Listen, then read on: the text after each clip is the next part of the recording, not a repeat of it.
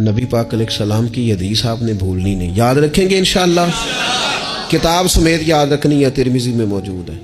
حضور صلی اللہ تعالی علیہ وسلم فرماتے ہیں، حضرت ابو ہریرہ راوی ہیں، نبی پاک فرماتے ہیں اللہ کی بارگاہ میں دعا سے زیادہ کوئی عزت والی اور تکریم والی چیز ہے ہی کوئی نہیں۔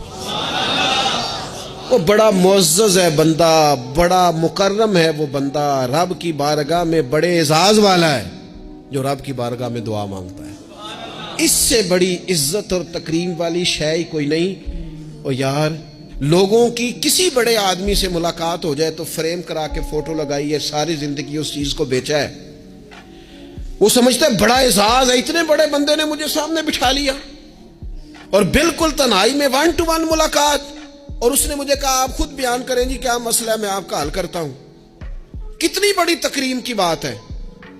تو اگر کوئی دنیا دار بڑا آپ کو اور مجھے سامنے بٹھا لے تو لوگ سمجھتے ہیں بڑی تکریم کی بات ہے، اور جس کو رب کہے آ اور مانگ مجھ سے۔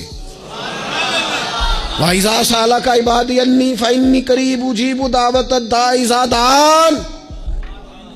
فرمایا محبوب جب میرے بندے آپ کی بارگاہ میں آ کے میرا پتہ پوچھے تو ان سے کہنا میں ان کے قریب ہی ہوں، جب بھی دعا مانگیں گے میں قبول فرما لوں گا۔